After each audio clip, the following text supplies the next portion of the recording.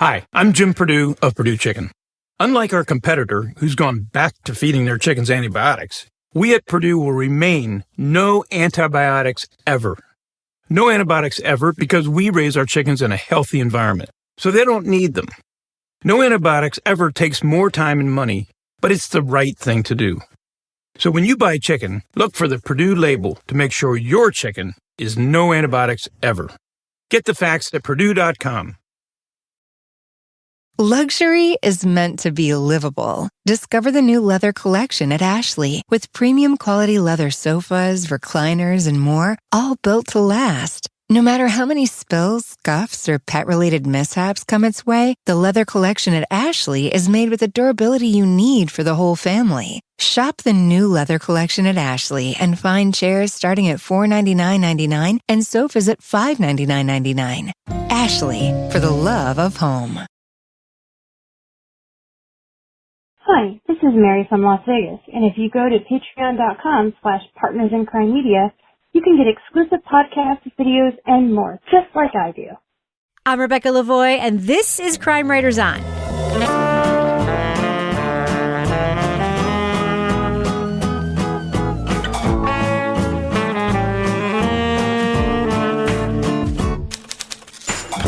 Crime Writers On is the original true crime review podcast that digs into true crime, pop culture, other podcasts, TV.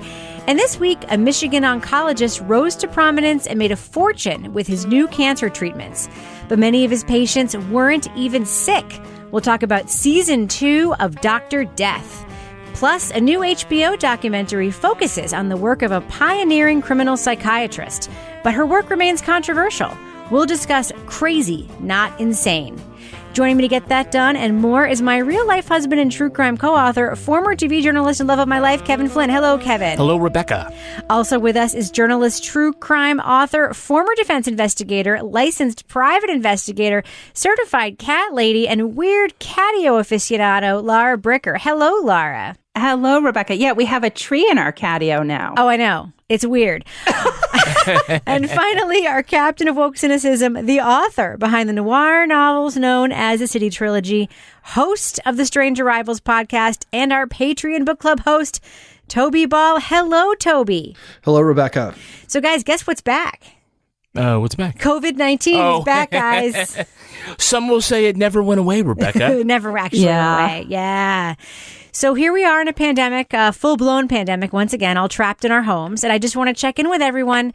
How y'all doing? Laura, you seem to be going a little crazy over there at your little home in Exeter, New Hampshire. Yeah, so we have been on lockdown. My fireman Ken has been in quarantine. He had an exposure. He's since tested negative, but he's still got another week of quarantine. And my son, obviously, is also on quarantine. I'm about ready to kill someone. But I am adding some elements to the catio, which is a good outlet for me right now. Yeah. Do you ever get a building permit for that catio, Laura? You know what? It's funny that you say that because a couple people have come down my driveway and they've said, boy, that looks like a big structure. Did you get a building permit? I'm like, nah. It's not permanent. It's fine. You could technically just like take a tractor and haul it away from your house, right? It's not actually attached to your house. Yeah. No, it's not attached to the house. No, it's totally cool. So we have a tree in there now. So Ken cut down a tree the other day that was like leaning on our house, and I was like, Ken, the cats could climb that tree. So we put it in the catio. Neighbor Dan is coming to assist with this project. But then I walked into it. So now I look like a cyclops while I'm trapped at home because I poked in the middle of my forehead on this damn tree. Laura, you know, you're just inviting termites into your home, right? By having a dead tree in a closed structure, like within 2 feet of your house. It's okay. It's fine. It's fine. It's very fun. It's very exciting. Kevin, have you seen pictures of Laura's catio? I have, yes. It looks like a lanai. Yeah, I don't think It's like, imagine you're in Florida. I don't think the building office in town needs to worry about it because if it's a problem, just one swift kick and the whole thing turns to a pile of toothpicks. But you agree it looks like one of those lanais, right? Like in Florida, they have those pools inside those weird screen porch things. No offense, Floridians, but those things are weird. Yeah. Well, I mean, I have the fake grass on the bottom too. Jesus Christ. So, Toby, how are you surviving the second huge wave of the pandemic? You doing all right? I'm supposed to follow that summary by Laura. Have you stocked up your second fridge with shitty hamburgers again so that you can eat the same thing for 6 months? No, I mean we've kind of moved away from that, thankfully. Yeah, I don't know. I mean, it's sort of. I feel like we've been kind of doing the social distancing thing anyway, so it hasn't changed a whole lot recently, other than, I guess, with my son being away at school, and then when he's going to come back, he's going to have to quarantine beforehand and stuff like that. But yeah, I mean, it's just staying busy. The weather's been nice, so we've been able to be outside. It's been like 80 way degrees. More than normal. Yeah. I feel like our listeners, if they only were to follow the Crime Writers on weather forecast, they would think we were just making it up. Because one week we're like, oh, it's so hot. Next week I'm like, it's freezing. And now I'm like, oh, it's so hot. It's November. It was like 80 degrees yesterday. Nice and mild, yeah. Not nice. I mean, it's fun, except it's sweater weather in Los Angeles right now. I went on a hike with the dogs today and picked like 100 ticks off them when we got home. It's so gross. So, Kevin, I have a question for you before we move on. Sure. I was hoping that during the dip in the pandemic, the haircut would finally happen. It's just never happened. No, my haircut has not happened. It's bad when your very sloppy teenage son comes in the house and goes, what is going on with your hair? Yeah, like that motherfucker has the balls to say anything about a haircut. Yeah. Sorry, Teddy, if you ever listen to this podcast, which you never will. Yeah. Your hair also pretty shitty. Right. Well, we both look like classic black and white movies. He looks like Eraserhead. I look like Gene Wilder from Young Frankenstein. Ooh. Oh, my. You should get cornrows and be like 10. Not long enough quite yet for that nice ponytail in the back. I guess I could do a little something. All right. Let's move on and record a podcast, shall we? Yep. Leading off. My internal medicine doctor said, hey, I sent my mom to him. He's world renowned. It's your choice, Patty, but I would go to him. Dr. Farid Fata was Michigan's go-to oncologist with a growing practice that treated thousands of people in need of aggressive treatment or long-term chemotherapy. But clinicians who got a closer look at the medicines Fata was administering became suspicious. The maximum dose is anywhere between 3 to 5 cc's of fluid. And the nurse just pushes it in. It's supposed to go over like 3 to 5 seconds, not in an IV bag over an hour. Fata was diagnosing healthy people with cancer and billing insurance companies for unnecessary treatments. And he would drag out treatments for his real cancer patients long beyond the point the treatments could help them. Everything happened wrong. None of this is the way it should have been. There wasn't a day that went by that I wouldn't say, oh, dear God, what have we done to my poor mother? Season 2 of Wondery's hit podcast, Dr. Death, returns with another cautionary tale from the world of healthcare. Host Laura Beale introduces us to a physician who bilked the system for tens of millions of dollars and didn't care if his patients were healthy or sick or even died. Spoiler alert, that's we are going to be... sick. Yeah, that's extra sick. Then we're going to sick. Spoiler alert, we are going to be talking about plot points from Dr. Death Season 2. So if you want to remain spoiler-free for this true story that you could just look up on Wikipedia, go to the estimated time code in our show notes. It does cover a lot of what we discuss. What's that? Stuff that you probably could just go to the Wikipedia, the newspaper, true. to find out who did it. That's true. But this is a very tight podcast. I mean, it promises to be 6 parts, but Kevin, it really is over in like 4 parts, right? Right. And they've teased... The next episode isn't even about this case. Yeah, it seems like it's a bonus episode. Bonus episode of Season 1 of Dr. Death. Yeah. But yeah, I mean, I think we were listening almost at the same time with headphones on, and you said this was end of episode 4. You said, is there anything more to this podcast? And I said, yeah, there are 2 more episodes. But nope. Your point was, by the time you got to the end of episode 4, the story is over. Wrapped up. It's done and dusted. Yes. So, Toby, Dr. Death is a different kind of true crime podcast brand. Obviously, Wondery is sort of known for launching these brands that sometimes turn into, made for TV dramas or movies, etc. But this one is about medical malfeasance and, fraud in the medical community. And I'm curious, do you think this case is a strong follow-up to the case that Dr. Death talked about in Season 1? What do you think, Toby? I don't think so. this is just basically insurance fraud on like a huge scale, but it doesn't seem, what was interesting about the first season was that, and I'm not going to be able to remember his name, but that guy, he was nuts and he wasn't doing it for a reason. Like, it's pretty obvious that Dr. Fata's doing this for money, right? He's trying to accumulate money. The first season, that was not the thing. This guy just wanted to do surgeries that he was not qualified for. And so that was weird and interesting. And that kind of carried you through because you're like, what the hell's going on? And then in this one, though, it just seems the scale is what's interesting, right? It's like what he's actually doing is tragic and criminal. But I'm sure that's not the only case of doctors doing this kind of thing. Yeah.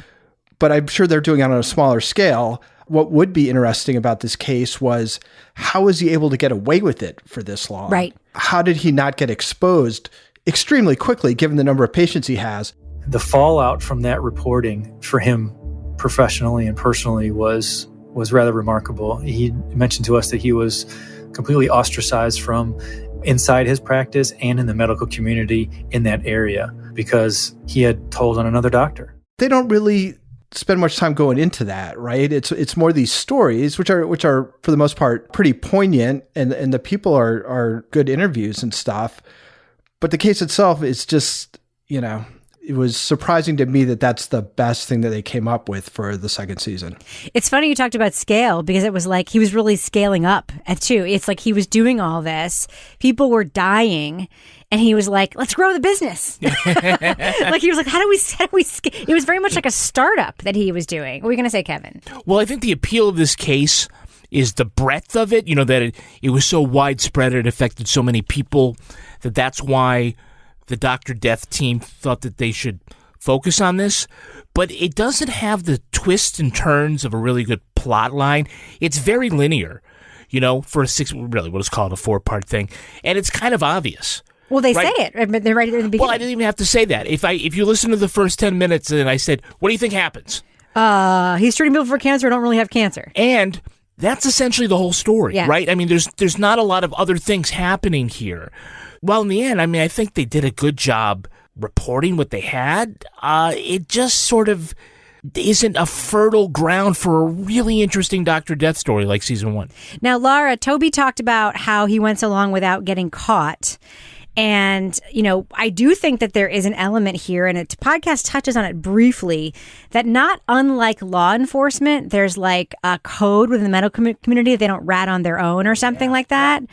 But there are some heroes in this story. We have a couple of whistleblowers. What do you think about the nurse who went for the job interview, plus the office manager who was now a 2-time whistleblower? He'd whistleblown before in a previous job. A colleague at work stepped into his office to speak with him in confidence.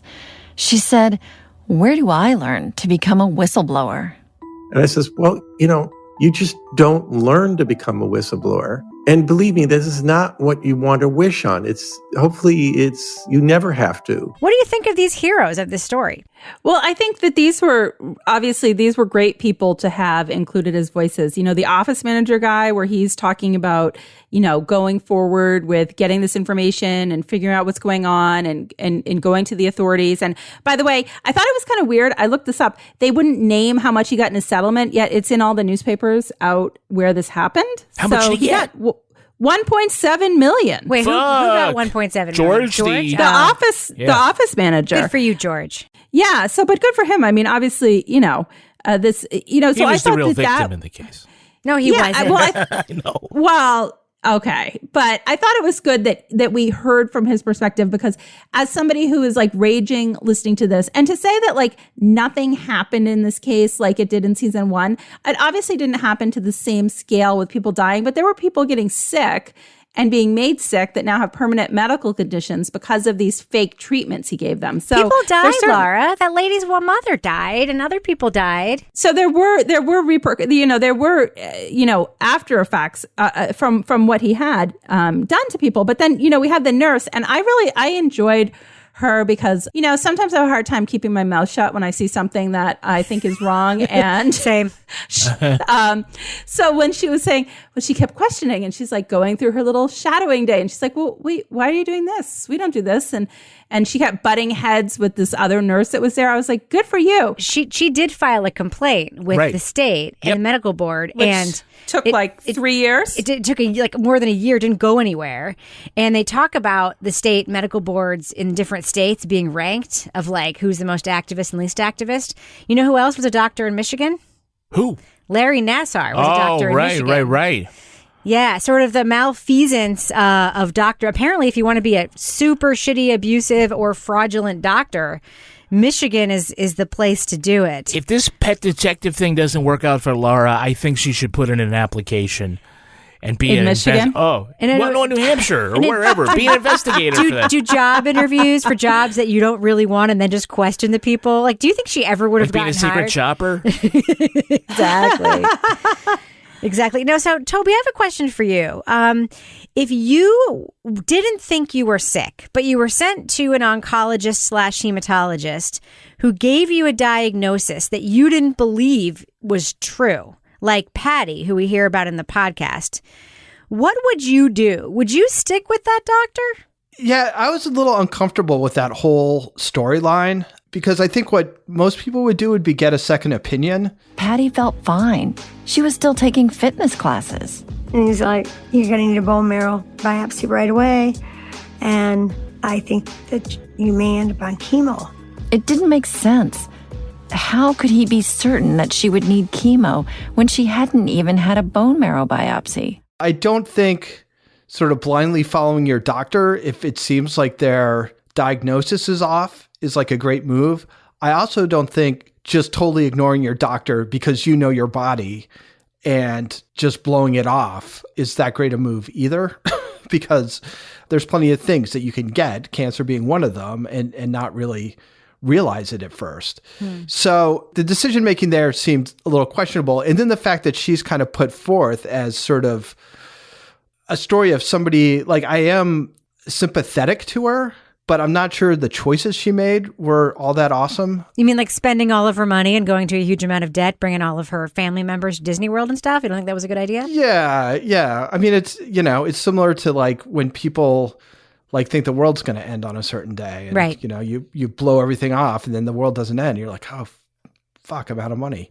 So that was a weird story. And I thought there was a pretty easy solution to the whole thing that for some reason she didn't take. Now, Kevin, you got a second opinion when you thought you had a cancer diagnosis, right? I mean, you went to 3 different, I mean, that's what happened. I'm not, by the way, I'm not victim blaming any of these people. But my issue with that. If you remember, you were in the room too. Yeah. That you're like, oh, so, well, there's an uncertainty here. Right. What makes sense? Right. And it's you're kind of going on your gut, and it's an emotional thing. So I can see why people, well, especially when we hear that Dr. Fata would, sort of berate them, say, oh, you went to medical school? Oh, well, I had my Sloan fellowship, and, would really kind of make people feel silly or stupid for questioning him. But I also found it, I don't want to say I found it weird, but I was also trying to wrap my head around sort of at the end when the FBI is going to all these patients and telling them, I'm sorry you didn't have cancer, and that they were devastated that they didn't have cancer. Yeah. I mean, I guess I understand the emotions. I went through all this other stuff. Yeah, chemo is no fucking joke. No, especially the way he's giving it. Yeah. I mean, the one thing that I will say about... Especially if you're not really sick. Yeah. I mean, the one thing I'll say about Patty's story, I agree with Toby that maybe she wasn't the right person to kind of put in the center of the podcast.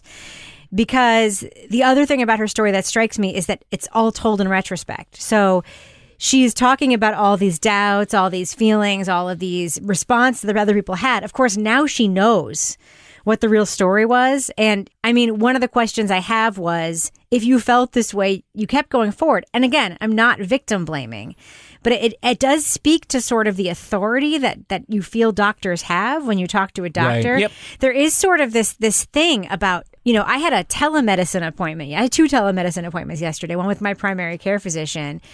My primary care physician could literally tell me anything, and I'd probably be like, okay. Right, yeah. I mean, there is sort of an authority you place on them in the moment. Patty was talking as though in the moment she didn't believe it, but it very clearly was influenced by what she knew happened later. So I wouldn't necessarily have, and I'm not saying there's anything wrong with Patty. Maybe that wasn't the best character to pick for the center of the story. So I agree with Toby on that. Question for you, Laura. What did you think about sort of the part of the podcast where they talk about the very, very rapid Department of Justice investigation? Like George went to them like on a Friday or whatever, and by Monday they were, arresting Dr. Fata. What did you think about that? Well, I mean, how many times have we listened to something where we're so frustrated or watched something and heard about a case where things are dragged out for what seems like years because they don't have enough evidence and they won't move on something. So like even he described when he went in that room, he thought he was going to be meeting with like 1 or 2 people and there was like 15 people in there with their notepads out. So I think it spoke to the nature of the information that he had gathered, that if they were able to move that quickly, I mean, how many times have we seen like law enforcement really wait to take a step like this in a case?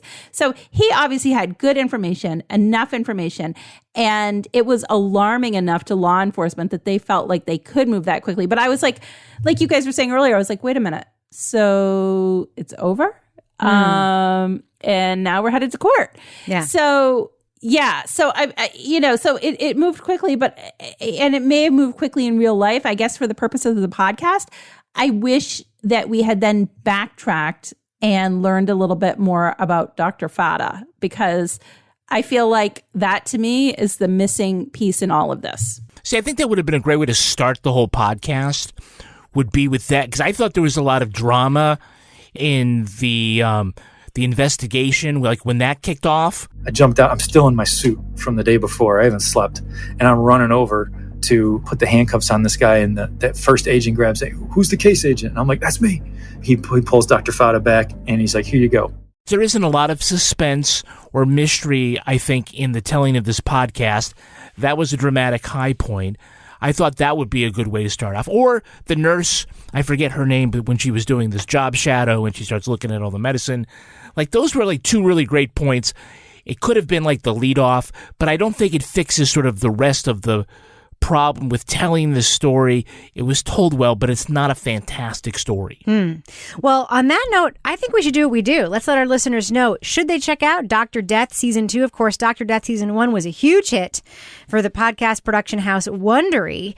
So, Laura Bricker, what do you think? Thumbs up or thumbs down for Season 2 of Dr. Death? I'm going to give this a thumbs up, though it's not as enthusiastic a thumbs up as I have given other podcasts. But, I'm going to say there's 6 episodes. We've heard 4 episodes. I know what episode 5 is because they teased it. And I'm hoping in episode 6 that they wrap up the storyline for the season. Because, I felt like the storytelling style was compelling. It was easy to follow. For me, it was definitely rage-inducing to listen to what Dr. Fata was doing to his patients to make money.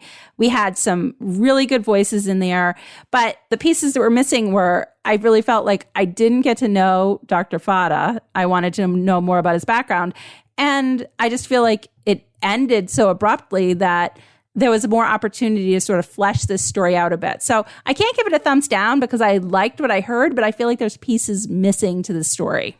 Toby Ball, what about you? Thumbs up or thumbs down for Dr. Death Season 2? I'm going to give it a very moderate thumbs down. And I think Laura, when she was just talking, really hits on like one of the big issues for me, which is you just never get much of a sense of Dr. Fata. Like he comes off as being kind of a jerk and sort of trying to intimidate people and greedy, but you don't really, I mean, there's a big Dr. Fata size hole in the middle of this podcast. You never hear his voice. You don't really know anything about his background other than the things that he kind of like uses to intimidate people with. But yeah, he's barely even a 2-dimensional character. So having him as the sort of antagonist that you're building this entire season around and him just being this blank slate, essentially, I think is another thing that kind of hamstrings it. It's not necessarily their fault if they couldn't dig anything up about him or get him on tape or do any of those things. But it is a fault in the listening and thinking experience of this podcast. So, yeah, I mean, it's just, it's well put together. The interviews that they have are interesting, but I just don't think the case is very interesting. And again, no Dr. Fata. So moderate thumbs down. Kevin Flynn. I'm also a mild thumbs down. I kept trying to think, why isn't this clicking for me? What about it just isn't making this podcast sing? And I'd say, well, what they really need is this, but they have that. And what they should have somebody who's doing, but they have that. And I hope they don't do much, and they didn't do that. And I don't know why this didn't come together better, other than to say, I just think that the mistake was picking this case. Yes, it's big and a lot of people were affected, but as far as a storytelling device, nothing happens really. It goes on a straight line. He did something bad and he kept doing it until he got caught, right? This isn't somebody who and then halfway through it, he murders somebody to shut them up and runs off to Geneva. I mean, obviously it's nonfiction and that just didn't happen, but it just seemed like the kind of case where, it just was the fatal mistake that a lot of podcasts make, that they pick a nonfiction story to tell that really just isn't that terribly interesting, no matter how important it is. For every great Wondery podcast, like a Dr. Death or a Dirty John or Gladiator, there's a really mediocre Wondery podcast like Man in the Window or Bunga Bunga or Guru. And it's like, they're not the HBO of podcasts. They're the Stephen King of podcasts. For every Green Mile, there's a Cat's Eye. For every Shining, there's Maximum Overdrive. It's just, I really wanted to like this. I think the host, Laura Beale, does a good job. There's really no flaws with the way that's put together, but I just don't think there's just enough here. So mild thumbs down. So I'm also a thumbs down, probably less mild than you guys. So here's my issue. Even with the case that they chose, there are interesting ways to tell a story that have to do with, the order in which you tell it, for instance, or the angle that you go with, for instance, or the character that it's framed around, for instance. I am becoming increasingly frustrated with the product that is these Wondery podcasts. They all sound the same to me. They are fine. Like, if this podcast was made by somebody in their basement, I'd be like, oh, this is pretty good for somebody in their basement. This is substantively worse than Dr. Death Season 1, worse than Dirty John, worse than many other Wondery podcasts we've listened to in terms of content, style, production, etc. It's fine, but it is soulless. It lacks, when you talk about it not clicking, what clicks is that there's never a reason for you. You're never invited into the story.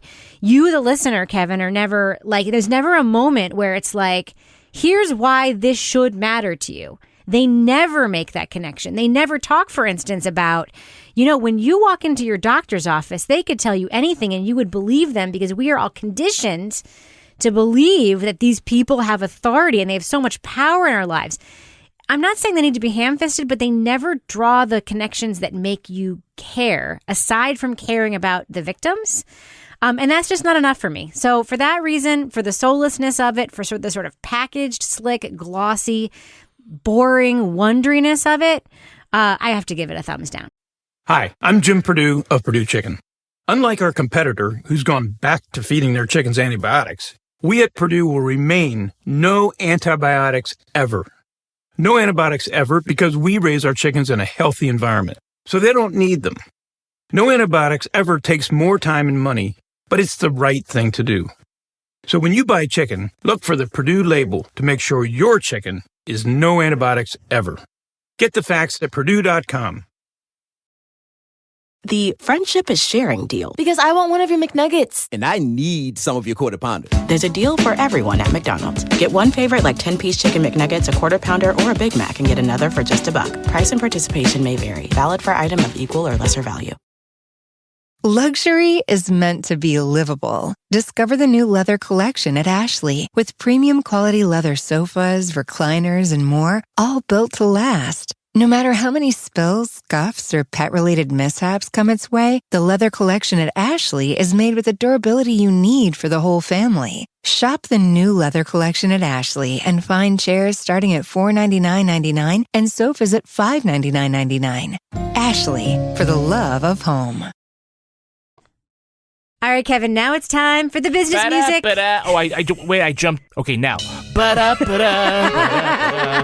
The business music business section. Kevin, what have we got going on our Patreon feed right now? Well, right now in your feed is the Crime Writers On After Show. We're going to be talking about Wondery. Oh, are you going to finally explain to me what the hell the scandal is that I keep reading about that I do not understand? About the CEO, Hernan Lopez, and the bribery charges he's facing. Yes. Plus, Apple and a bunch of other big-name suitors are looking to buy Wondery. The asking price is $400 million, or about 3 treatments at Dr. Death Season 2.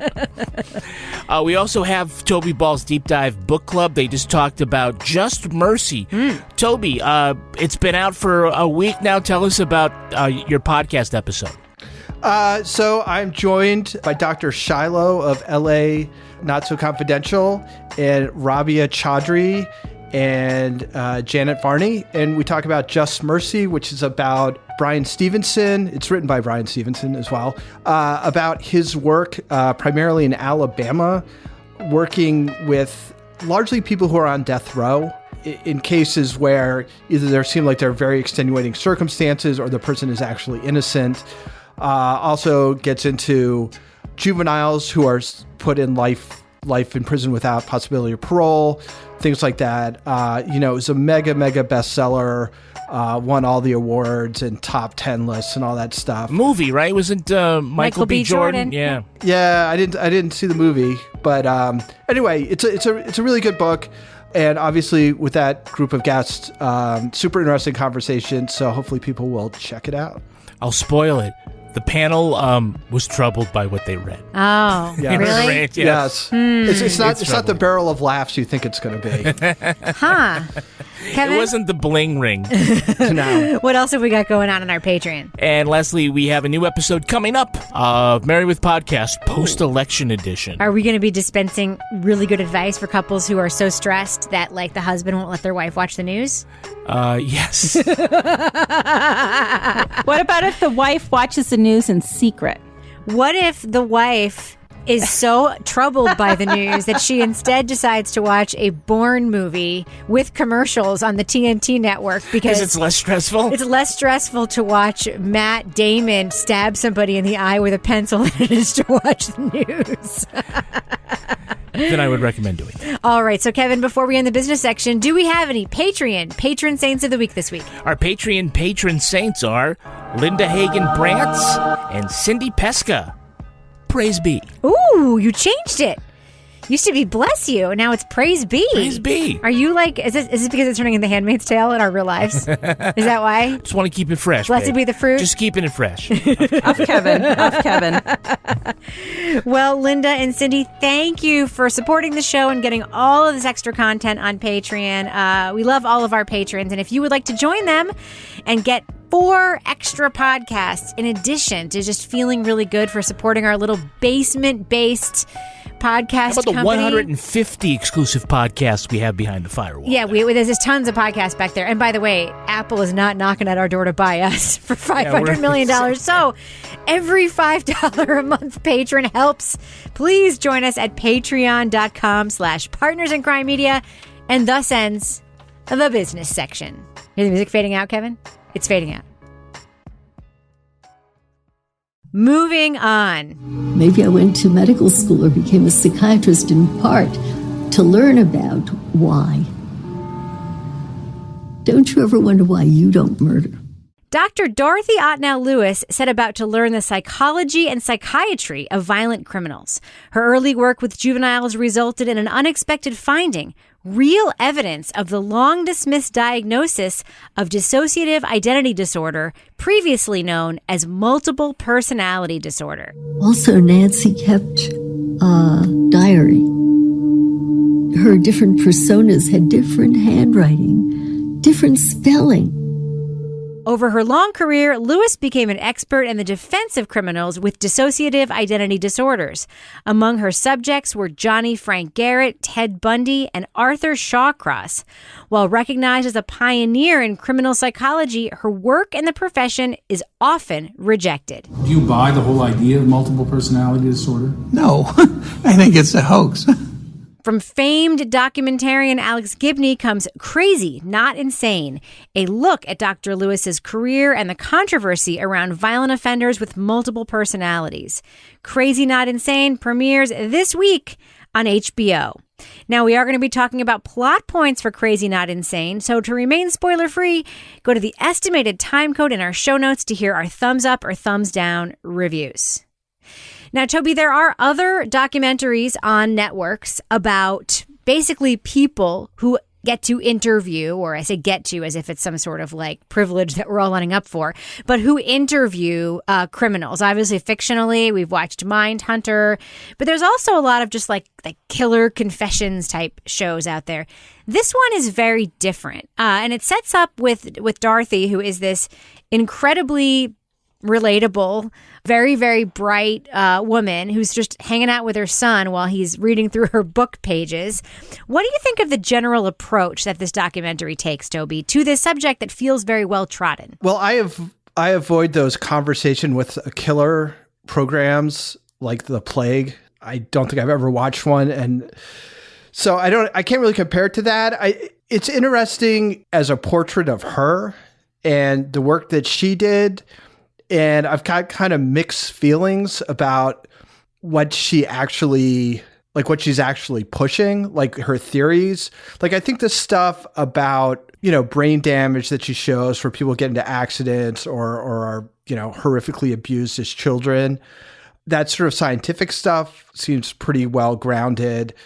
When it gets to the, what she calls the multiples, the dissociative multiple personality disorder or whatever it's technically called, I think that's on a little thinner ice as far as I'm concerned. And it seems to almost sort of veer into kind of almost philosophy at a point rather than science.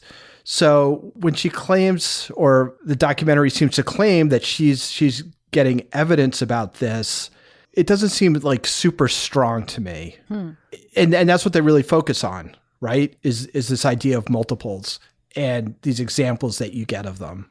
Laura, what did you think about Dorothy and the sort of approach the film takes to this character study, wrapping this, conversations with killers narrative that I agree with Toby is kind of gross. I kind of avoid that kind of programming too.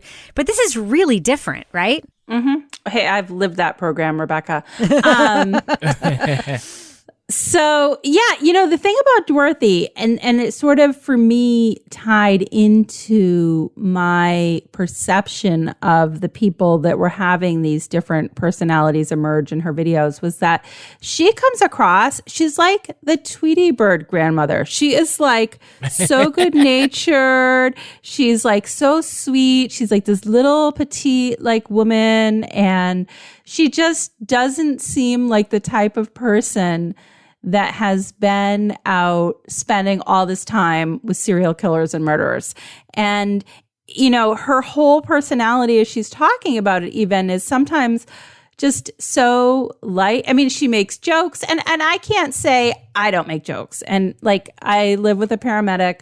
We definitely have gallows humor because that's how you deal with things. But she just had this, I felt like she still had a sort of innocence about her. So at times it made me wonder, like, the flip side of this, of aside from the one guy that we saw that was so clearly opposed to anything that she said, like, what's the other flip side with somebody that's a little bit more moderate in her profession talking about this particular diagnosis? Because she did come across, and I'm sure she's very smart. She's very bright. She's very well educated. But I mean, did she come across a little bit naive to you? Or is it just that we only saw the videos where she had proof and we didn't see any videos of people that she said, no, they're full of shit? So that was the thing. It's like, I'm like, if I saw like the contrast, it would have felt a little different to me, I think. See, I don't see innocence and naivete. What I see is openness and great emotional intelligence and curiosity. And, Kevin, Laura and Toby both made the point that, we only see cases where she is sure that this condition was present. I think the Ted Bundy thing is a little bit more out there. It's just more supposition. But what did you think of that approach? I mean, it's not like, I'm certain she doesn't walk down the street and think everybody she runs into has DID, right? No, but if you're the expert in this and people are calling you in to look at this particular criminal because they suspect that, I mean, if you're a hammer, everything's a nail, right? So, I wish that there was a little more pushback from the documentarians, from Alex Gibney, who we all love, but, I don't know if this is necessarily his best work.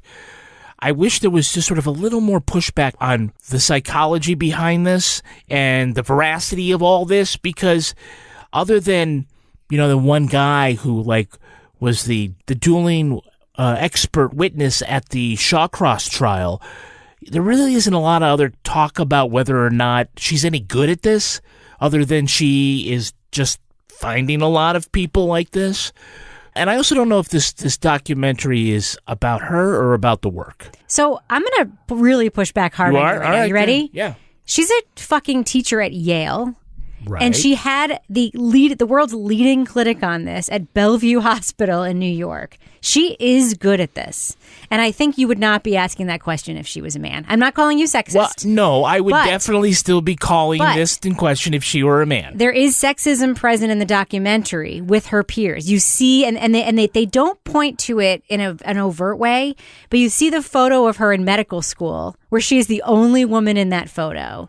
And it is very clear that throughout her career, she's questioned more, I think, than a male doing the research she's doing would be questioned. I'm not saying that dentist did not have to be a woman for us to say, well, I think that's that true. his methods are a little suspect. He's a liar who was not good at his job, and she is good at her job.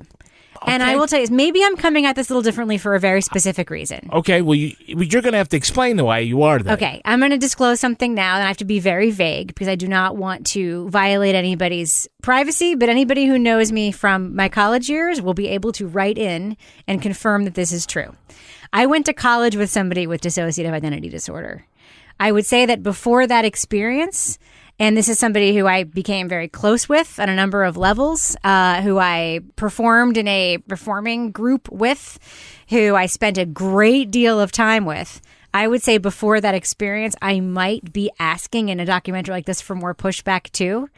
But having experienced it firsthand and having known somebody very, very well with this disorder, I find it, frankly, not with you guys, but in the film, I sort of find it offensive that people write it off. I am not questioning whether or not this is a real disorder. Yeah, no. I am questioning whether or not she is appropriately applying it in these cases. Okay. Because I would guess that you would say, you knew that your friend had DID, right? Well, she told us, yeah. Right, but you would know that. But some of these people is a murderer, and you're like, after the fact, you're like, oh, they had this. It might take a little more than just her saying so to deliver that. You know what I'm saying? Yeah, I know what you're saying. Yeah. And my pushback on you, just to be clear, was not about you. It was sort of about the people in the movie. It was the patriarchy? Well, no. That was a cheap shot. I didn't mean it to be a cheap shot, Kevin. So, Laura, one of the things that we see in the film is a lot of footage of Dorothy interviewing very, very violent killers. And, at one point, there's a guy who, is basically demonstrating how he murdered somebody in front of her. And she's talking us through the tape. I don't think she's watching it while she's talking about it, but she's remembering being there and talking about him raising his fist against her. We see this again fictionalized in Mindhunter. But what do you think about seeing these real life tapes? Well, I thought the tapes that was what I think probably sold this documentary when they were talking about doing it. Was she's like, well, I have these tapes and we can use them and we have permission to use them because they've been used in court. So that was, I found this whole documentary just fascinating to watch these tapes.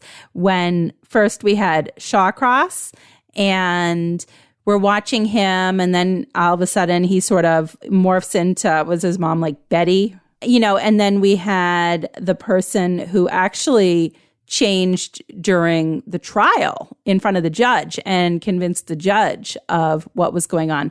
That was really interesting because I think that sort of, for those of us that have like that bullshit meter going on, when we watch that, you're like, well, this is pretty interesting.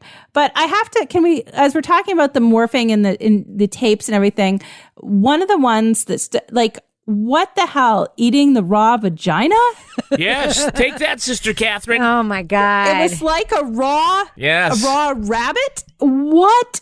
Oh my God. That guy was fucked up. Blind taste test. Yes. She said something like, not everyone has a taste for that. So speak for yourself. Yeah. I mean, I do want to talk to your guys' skepticism because I get it now. And I'm sorry, Kevin, for like pushing back you and stuff.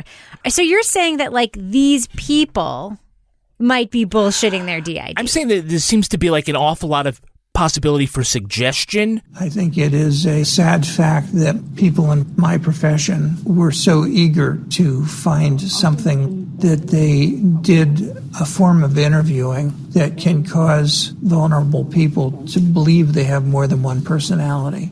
Okay. A couple examples is that it looks like in the Shawcross case that, yeah, there might be some quasi-hypnosis here, but as evidence, they show like the guy raise his hand and then like pantomime as his mother personality, stabbing somebody from like their neck down to their crotch. And so later said, well, he actually did that. Did you hurt any of the girls?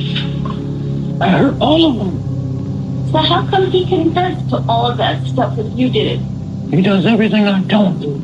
If he knew that, then it wasn't like a hidden thing. Proof. Yeah. And that one guy at the psych hospital, who one personality said Robert De Niro's going to come over. Oh my God, that was bananas. He said, I never saw Raging Bull. And then later on, the next personality says, I loved you in Raging Bull. It's like, you just gave him that information. Yeah, exactly. You know, it just seems like, you know, the exception being the children. I don't know, I guess children could also sort of be manipulated in a way that is not meant to be.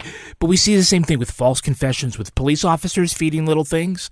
I don't know. That was my sort of doubt, was like, wait a minute, couldn't that be the thing? Because it's high stakes in those situations where someone might get a different sentence if they get diagnosed They with may this. want people to think that, or they might be pushed into that. There's no reason for children to want someone to think this. I mean, this is like the purest example of a DID patient is a child, because it happens in childhood with a tremendous trauma. It's always what happens because you dissociate to cope with the trauma, and then that personality sort of gels. I think a lot of people dissociate to protect themselves, not in a permanent disorder kind of thing, but seems like a very natural coping mechanism. I feel like Toby wants to say something. What do you got, Toby?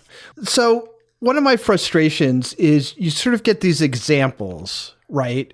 But there's no real explanation about what's going on. It's just something terrible happens to them. They dissociate. They get multiple personalities, and here, check it out.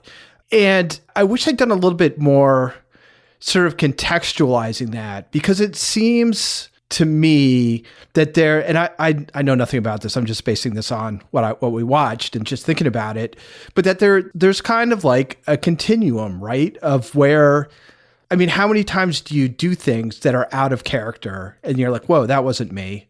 For me, it's like when I play sports, I am combative. I am a jerk. I'm like a completely different personality. As a matter of fact, when I play sports with my friends for the first time, they're like, "Oh my God, I didn't realize you could be such a prick." Oh, we did. We do. Well, yeah, but of course, you guys know me really well, though. So it feels like you've got this kind of continuum about how consistent you are in your personality and in your own sense of your personality. And then the second part of it is, like, we generally sort of talk about our personalities using metaphors. And this is really clear for me when Bundy's talking about, she talks about the entity or whatever. And it's like, I think he's talking metaphorically. Like, I think he's just saying, like, I get this mood comes over me and I can't stop it and I have to go and do something. But then my question is this whole DID, is that taking these sort of natural things to the point where it's a pathology? In the documentary, you don't get any theory about how it works. Nobody explains or even tries to explain or give an example of what exactly is going on when somebody appears to be switching from one personality to another, and that they don't remember what the other one does. Well, some of them do remember what some of them do, and then others don't know what the other one does. So what's going on there? And is that really multiple personalities, or is that just an extremely segmented, differentiated single personality who's having to deal with different situations in different ways? Like, coming into it without much knowledge about it, none of those questions are even begun to be addressed. It's basically, this occurs, here are some examples. Oh, by the way, I think that might have been the case with Ted Bundy too. The end. Well, there is sort of a trust that you are supposed to place in her because of the way that she's portrayed in the documentary. I mean, she is truly credible, truly warm, truly empathetic, and great writer, by the way. Her writing is like, mwah, super good. When you sort of hear the reading of her book, I really enjoyed it anyway. And I think that sort of the case here with Alex Gibney and his look at her is she's taking us by the hand, and we are supposed to trust. I'm not sure this is a documentary where we are supposed to be like, yeah, but maybe you're full of shit. I just don't feel like it was framed that way. And I think that is okay in this instance because she is talking about something that people doubt. But I do want to talk about one part of the documentary where we do get to meet a character who's a little bit more concrete. This kind of gets into the discussion about whether or not people who do horrible things, if there's a reason like abuse, like a psychiatric disorder, or if some people are just pure evil, which is another thing that a lot of people believe to be true. And that introduces us, that section of the documentary, to a man named Sam Jones, an electrician turned executioner who really is something else. How do you feel about executing kids? I don't feel a damn thing. You don't think it matters? How many people you think he killed? Now I had met someone who told me he had no qualms about killing anyone, man, woman, or child. Laura, what do you think of Sam Jones and the way he's portrayed in this documentary? This was bizarre. And I'm assuming that the reason they went to talk to him, because they were talking to people to study how people could do something like this or something. I'm sure there was some reason that they were there. But I mean, the scene is bizarre. So they're in his, it looks like, trailer, RV kind of situation with their like old Milwaukee. And he's just like totally no big deal about the fact that there's a job for somebody to be a traveling executioner. He just goes and presses a button. It's Texas, man. I'm like, my God, I had there's a thing for this. I had no idea. And nice work if you can get it. Yeah. So we get that going on. And then B, that he acts like he's totally non-disturbed.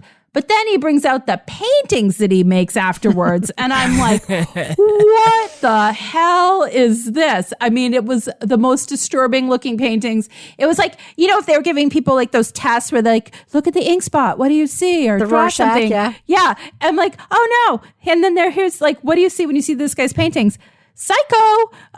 So I don't know. But that was really interesting because I think what she was trying to get at was that this is a personality that kills, that has found an outlet for it where it's acceptable to do what they're doing. And how does that person function in society when they're given a job to kill, when clearly it's, something that they want to do? Because I can't imagine somebody without some sort of mental health issue, psychosis, being okay with that. But is he Dexter? Then meaning like he's like really a killer who was going to kill people anyway, and this was But is that fair? I mean, is that proven? It's just sort of I don't know. It's a really interesting side it's trip. It's amorphous, yeah. Is it that he's been doing this and that's what makes him want to paint crazy paintings? It was really interesting, but there was zero context to it and zero conclusions drawn by the experts.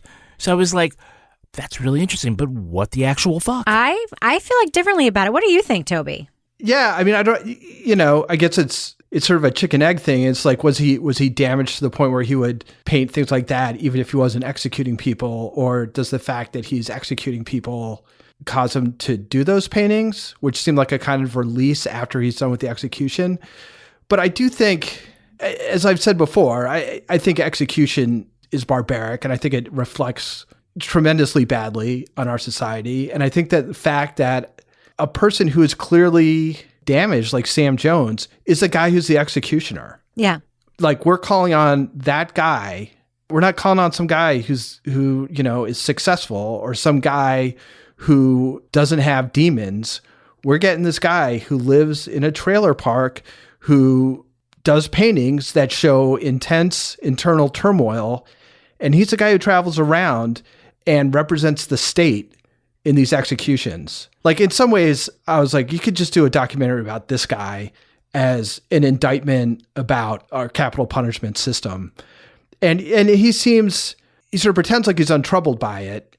But, the whole execution infrastructure is around trying to insulate the people who are actually committing the executions from being very hands-on.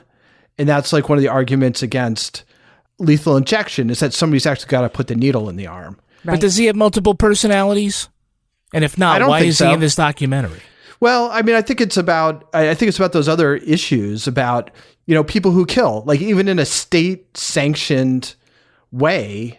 Does that involve mental illness? Can you be a well-adjusted mass murderer? Even if the state's saying, it's fine, we want you to do it, we'll actually pay you to do it. I think that's where she was coming at. And it's also they kind of tease this idea about thinking about, is there such a thing as evil? Or is it really conditions create situations in which people act in ways that we describe as evil? And so I think he's an instance that kind of pushes all those things a little bit, because he's murdering, which we think is evil, but then he's doing it in the states, like, basically asking him to do it, which is that a mitigating factor? And then there's a whole lot of interesting stuff going on with him, which I don't think they really get into very much, but I found that to be interesting in a way that some of the other stuff I didn't think was as interesting. No, I agree. I mean, this is the only killer that she interviews that isn't in prison, right? So this is the person who's living in the world doing these acts and doesn't care. It's not like he's the executioner and he feels bad about it. He wears it on his sleeve that he doesn't feel bad about it, which is exactly how some of the people who are behind bars behave when she talks to them. I mean, the one thing that I think is so interesting about this documentary is the separation of the psychiatry and the illness from the act. Because there are so many times where she's in a position where she's advocating for a killer and their psychiatry, that she's like, she's diagnosed them. She knows that they're damaged, they're troubled, they're in pain, and they're sick. But she's not saying they should be out, because they will kill people if they're put out. And I think that this guy is the opposite side of that coin. Like, he shouldn't be in the world untroubled by killing people, and yet he is. It's literally his job. He's not a criminal. Well, not legally a criminal. No, that's what that means. But is he He's not a criminal. But is he morally is he like? But that's the thing. Is he damaged or is he evil? To me, it raised those questions. I found that part of the documentary super fascinating. Okay, quick. Well, one last question for all of you before we give our reviews. Yes or no? Ted Bundy full of shit with Dorothy, just like he's full of shit with everyone else? Or is she onto something with Ted Bundy that we haven't seen previously? Laura, what do you think? I think he's full of shit, but I was intrigued by the grandfather-father angle. So fucked up. I never heard that before. What about you, Toby? Ted Bundy full of shit, or is there something more there that has gone unexplored? That was a real stretch, I thought. Yeah. Kevin? No, I think Ted Bundy was fucking with her. Yeah. He was always looking for an angle. But I'm curious, though, why do you think he lied about his perfect childhood all the time, and when he clearly had very much the opposite of a fucking perfect childhood? I don't know, but it doesn't really seem to be a lot of evidence that he had multiple personalities. Self-mythologizing. Yeah. I mean, I think it is. Like, I'm the exception. I'm exceptional. All these other people had shitty childhoods. Not me. I had an awesome childhood. I'm still a mass murderer. That's very Ted Bundy. Before we go spoiler free, I just want to say, I think the one thing that with the disservice was done was certainly in that Shawcross trial, where they decoupled this idea about the physical damage to the brain and how that's coupled with the DID, and that it just ended up at that trial, okay, well, just talk about how he's crazy, and that whole idea that it happens in correlation with brain damage, with physical damage, that sort of gets lost. And I think that if it could be portrayed in the public, and certainly in this documentary more as sort of being these two things working together, it might go a long way towards public acceptance of, oh no, they're just crazy people. You know what I'm saying? Yeah, but that's her partner, the neurologist that we see her doing that awkward interview with, where they're sitting side by side in that really weird way. Like that Why are you making us sit like this, Diane Sawyer? But Kevin, we've heard it even on like Law and Order about brain damage and serial killers, right? Right. It came from her. It came from this team of people. This is where it came from. That's what's so interesting to me. I think we should do what we do. Let's let our listeners know, should they check out the Alex Gibney documentary, Crazy Not Insane, on HBO. It's a very interesting look at the long career of a psychiatrist who studies killers. Laura Bricker, what do you think? Thumbs up or thumbs down for Crazy Not Insane? I'm going with thumbs up. I mean, obviously there's angles I wish they had explored further in this documentary, but I thought it was really fascinating. I mean, it was like an hour and a half long. And it was really interesting just because of the historical footage and videos they had of her actually interviewing people. And that in itself kept me watching this. I was just absolutely fascinated by the videos of her interviewing serial killers. She's a really interesting character. I kind of wish she was my neighbor so I could go chit chat with her. And I would say, there's things I would have done differently, but overall, I think it was a really interesting documentary. Toby Ball, what about you? Thumbs up or thumbs down for Crazy Not Insane? This is kind of a tough one for me. I don't have the stomach for some of this stuff that I think Laura does. And I found some of the tape of these serial killers, the most damaged people in these moments of sort of like intense distress. I have a hard time watching that stuff. I think that the story of Dorothy is interesting, and how she pushes the field along and her theories. I wish they could have gone a little deeper into some of that stuff. I guess I'm kind of a thumbs down, which kind of surprises me for an Alex Gibney. But I think of all the things I've watched of his, this was definitely sort of the weakest. And it checks a lot of boxes of things that I don't really value in documentaries. And for that reason, I guess I'm a thumbs down. Kevin Flynn. Yeah, I'm a mild thumbs down again. I think that if you have an affinity for this kind of area of criminal justice, that you'll like it. And if you've got 2 hours on a Saturday and you want to kill it with something, I'd say kill it with something else. But if you do it this, it's fine.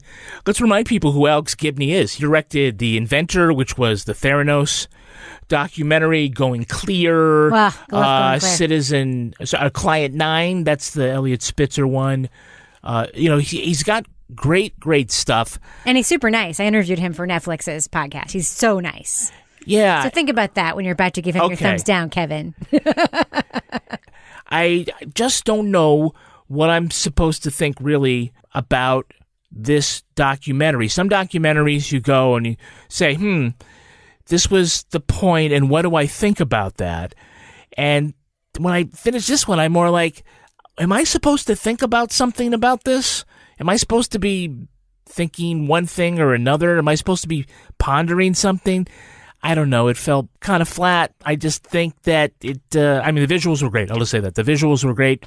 Fantastic thing. No hackneyed drone shots or reenactments. A lot of the cartoon charcoal stuff was fantastic, but that's about it for me. I really liked this documentary. I will say the one thing that made me uncomfortable about it with Toby is the video footage of very clearly very ill people in real distress and also describing very violent acts they committed. I do feel like, and this is something that's a big conversation in journalism right now, is about the fact that someone like that really can't consent. And, it's one thing for that video to be a part of the evidence in their criminal case or of their defense.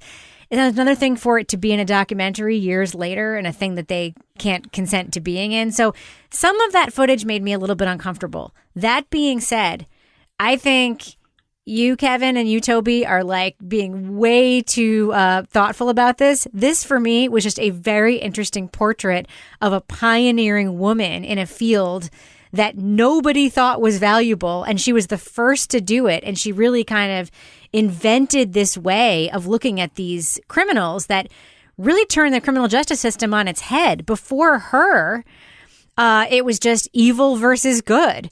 After her, I mean, Dr. Wong on SVU wouldn't exist without her work.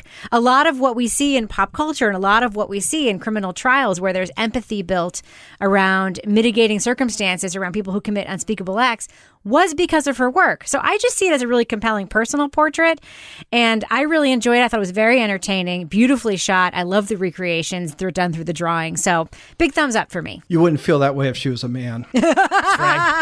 Maybe not. Maybe not. You need to get out more. No, it's fair. Maybe I wouldn't. No, that's honestly very fair. I'm just kidding. Maybe I wouldn't. All right. Hi, I'm Jim Perdue of Perdue Chicken.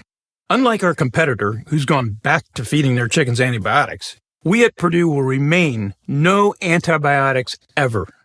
No antibiotics ever because we raise our chickens in a healthy environment, so they don't need them.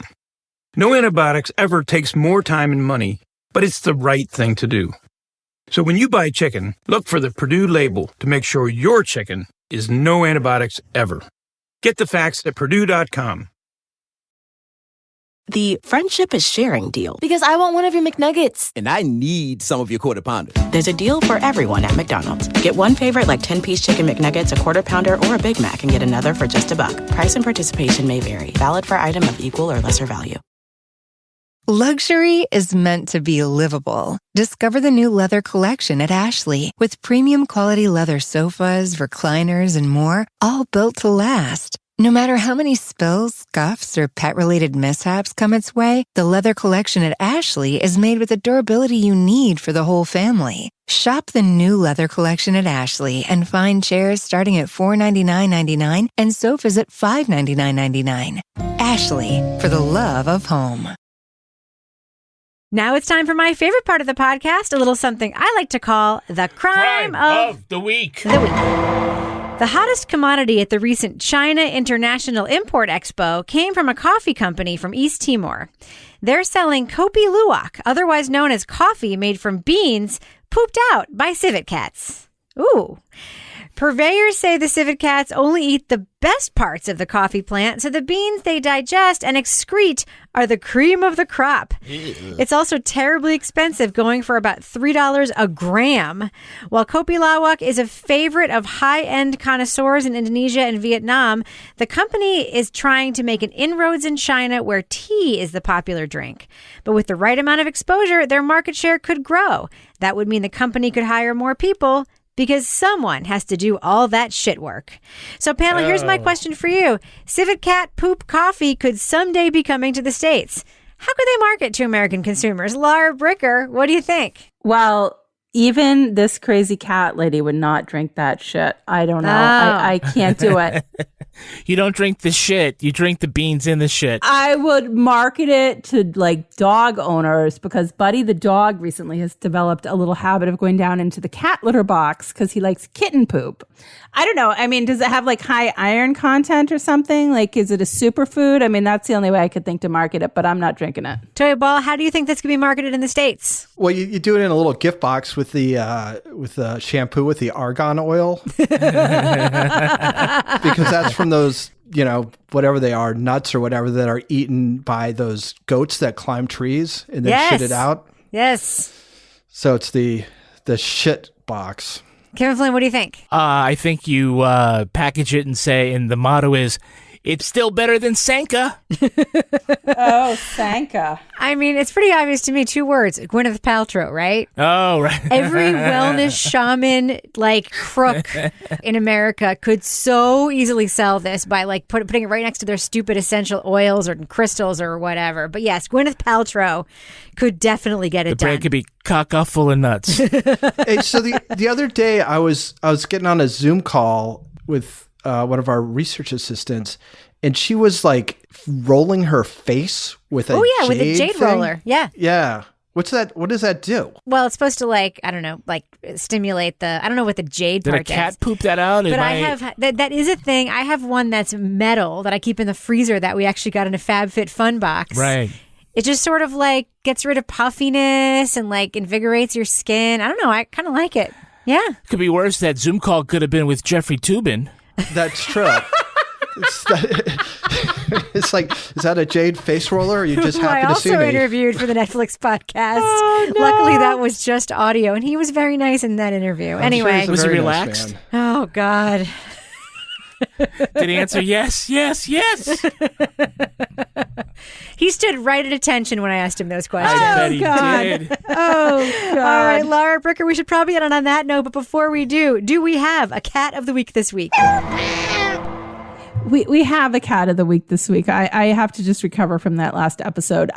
So this is actually a New Hampshire cat, but I was alerted to it initially by our listener in Dayton, Ohio, Kelly Gears, who wanted to let me know about Marty, the Mount Washington Observatory mascot cat. Yes. R.I.P. Marty. Now, the Mount Washington Observatory, the highest mountain there, they always have a cat. And when my son was little, we had the Cat in the Clouds book about the last cat that lived there, Nin, who was 18 years old and passed away back in 2009. So there is now, I think, currently a contest underway to decide which cat will replace Marty. If that cat were murdered, I think Laura would have her first book. Well, the good news is, Laura, Laura Bricker, cat detective on top of Mount Washington. If you read the story at nhpr.org, by the way, you'll see that there's lots of cats at the top of Mount Washington, but that was the main one. That was the coolest. And it was also a Maine Coon cat, and they are apparently looking for another cat now. The public can maybe help out with that. They're auditioning for new cats. They're auditioning with the local Humane Society up in Conway. So vote. And the cats who don't get picked, what happens to them? They come to my catio at my house. Laura, you could adopt so many more cats. All right. Well, we should definitely end it on that note. Laura Bricker, if folks want to reach out to you and maybe foist their poorly behaved cats off on you to live in your catio, how can they find you on Twitter? At Laura Bricker. And Toy Ball, folks want to reach out to you on Twitter and challenge you to some sports ball so that they can see your dark side. How can they find you? At TobyBallNH. And Kevin, if folks want to just say hi to you, how can they do that? I'm at Kevin P. Flynn. And if you want to follow me on Twitter or Instagram, you can find me at Reb Lavoie. You can also follow the show on Twitter at Crime Writers On. Plus, I encourage you to join our amazing community. It really is amazing. In the official Crime Writers On Facebook discussion group. We're there. Our listeners are there. Our Patreon patron saints are there. You can talk to us in person, virtually, on that Facebook group. Support the show at patreon.com/Partners in Crime Media. You'll get the after show right now. Plus, Married with Podcast, Toby Ball's Deep Dive Book Club podcast, and Laura Bricker's Leave It to Bricker podcast. Our theme song was composed and performed by the awesome Ty Gibbons. Our line editors are Olivia Burdett and the very handsome Henry Lavoie. This show was recorded in the Yoga Loft above the Bodega in Bay St. Louis, Mississippi studio, otherwise known as Studio C, the closet in our New Hampshire basement where the coffee we drink is shitty enough already. Yeah. On behalf of all the crime writers, thanks so much for listening. We will catch you later. I'm Rebecca Lavoie, and this is Crime Writers On. Crime Writers On Why is don't you say that a little more excited? You're like, I'm anxious. Put a fucking gun in your head. I'm fucking anxious, Kevin. I'm Rebecca Lavoie. I'm Rebecca Lavoie, and this is Crime Writers On. How's that? That's good. Hysteria is good. Catches the zeitgeist. Yeah. I think I could actually hear you peeing.